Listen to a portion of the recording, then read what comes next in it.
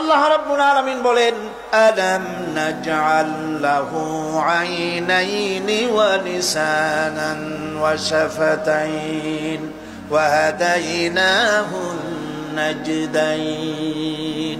আমি কি তোমাদের দুটি চক্ষু দেই নাই, দেখার জন্য দুটো চোখ দেই নাই? আমি কি তোমাদেরকে কথা বলার জন্য দুটো ঠোঁট দেই নাই? এরপরে আমি কি তোমাদেরকে ভালো মন্দ বোঝার জন্য আমি কি হেদায়েত দেইনি? ভালো মন্দ সবটা বোঝার জন্য আমি তোমাদেরকে হেদায়েত দিয়েছি। সুতরাং এই হেদায়েতের রাস্তা ছেড়ে দিয়ে তোমরা নিজেদেরকে গুমরাহির মধ্যে ডুবিয়ে দিও না। আমার দেওয়া হেদায়েতের রাস্তায় নিজেদেরকে পরিচালিত করার জন্য প্রচেষ্টা করো। আল্লাহ পাক বলেন, ওয়াল্লাযীনা জাহাদু ফীনা লানাহদিয়ান্নাহুম সুবুলানা ওয়া ইন্নাল্লাহা লামাআল মুহসিনিন। যারা আমাকে পাওয়ার জন্য সাধনা করেছে তাদের পথ প্রদর্শন করা আমার জন্য অবশ্য কর্তব্য। অন্য জায়গায় আল্লাহ পাক বলেছেন, ওমান ইয়াত্তাকিল্লাহা ইয়াজআল লাহু মাখরাজা। যে ব্যক্তি আমাকে ভয় করে চলে, আমার প্রতি আশা করে, ভরসা করে, তার জন্য আমি রাস্তা তৈরি করে দিই। সুবহানাল্লাহ। সুতরাং হেদায়েত আল্লাহ পাক দিয়েছেন, এমন নয় যে তিনি রাস্তা তৈরি করেন নাই। কোরআন খোদাই হেদায়েতের নাম দিয়েছে হুদা। খোদাই হেদায়েতের নাম কি? হুদা। এই কোরআনের এক নাম হচ্ছে, এই কোরআনের এক নাম কি? কোরআন বলছি, ফামান তাবিআ হুদায়া ফালা খাউফুন আলাইহিম ওয়ালা হুম ইয়াহজানুন।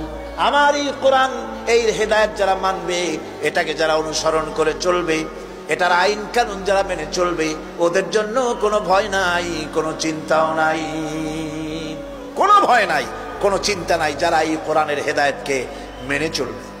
আল্লাহর হেদায়েত হলো সবচেয়ে বড় হেদায়েত। আল্লাহ পাক বলছেন, কুল ইন্না হুদাল্লাহি হুয়াল হুদা ওয়া উমিরনা লিনুসলিমা লিরাব্বিল আলামিন।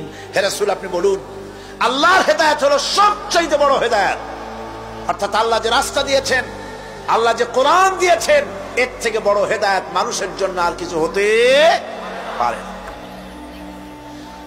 আল্লাহ পাক বলেন, ওয়ালান তারদা আনকাল ইয়াহুদু ওয়ালান নাসারা হাত্তা তাত্তাবিআ মিল্লাতাহুম কুল ইন্না হুদাল্লাহি হুয়াল হুদা। স্মরণ রাখুন হে নবী, ইহুদিরা, খ্রিস্টানেরা কিছুতেই আপনার প্রতি খুশি হবে না যতক্ষণ পর্যন্ত আপনি ইহুদি হবেন অথবা খ্রিস্টান হবেন। ওরা কোনোদিন মুসলমানদের উপরে রাজি হবে না, খুশি হবে না। মনে রাখতে হবে, একমাত্র সঠিক পথ ইহুদিদের পথ সঠিক নয়, নাসারাদের পথ সঠিক নয়। আসল পথ হলো আল্লাহ পাকের পথ। কার পথ আসল? আসল রাস্তা, আসল পথটি আল্লাহ পাক কোরআনে কারীমের মধ্যে বিশদভাবে বলে দিয়েছেন। এবং ইহদিনাস সিরাতাল মুস্তাকিমের ব্যাপারে আল্লাহ পাক কোরআনে সাফ করে বলে দিয়েছেন যে আমি এর বিনিময় তোমাদেরকে কোরআন দিলাম।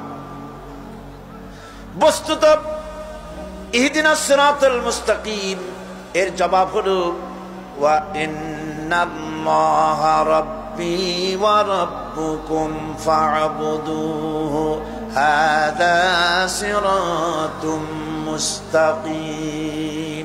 নিঃসন্দেহে আল্লাহ তোমাদের এবং আমাদের রব, আর সুতরাং তারই উপাসনা করতে হবে। এটাই দ্বীনের সরল পথ, আর এটা কোনো নতুন পথ নয়। আল্লাহ যে পথটা দিয়েছেন রাসূল করিম সাল্লাল্লাহু আলাইহি ওয়াসাল্লামের মাধ্যমে, সেটা কি কোনো নতুন পথ? না। কোরআন বলছে এটা নতুন পথ নয়।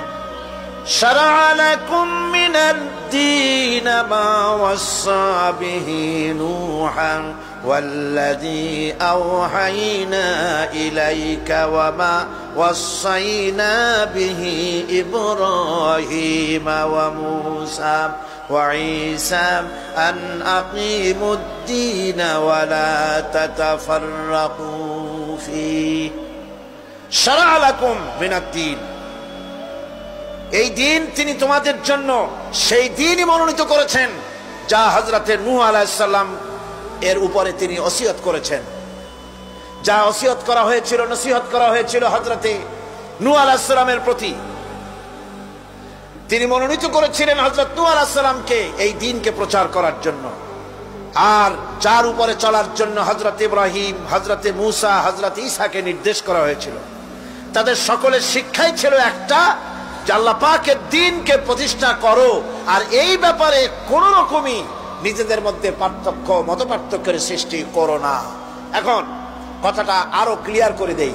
ইহদিনাস সিরাতাল মুস্তাকিম চাইছিলাম, আল্লাহ আমাদেরকে একটা সহজ রাস্তা দাও। সেই সহজ রাস্তা বলে দেওয়ার জন্য এসেছে কোরআন। সেই সহজ রাস্তা বলে দেওয়ার জন্য কি এসেছে? যারা বলেন কি, এই কোরআনে কারীম যদি প্রতিষ্ঠিত করা যায় সমাজে, রাষ্ট্রে, ব্যক্তিতে, পরিবারে, কোরআন যদি প্রতিষ্ঠিত করা যায়, তাহলেই মানুষেরা সহজ সরল পথ পাবে। নইলে সহজ সরল পথ পৃথিবীতে আর কারো কাছে নাই। যা আছে সবটা কার কাছে? কোরআনে কারীমের কাছে।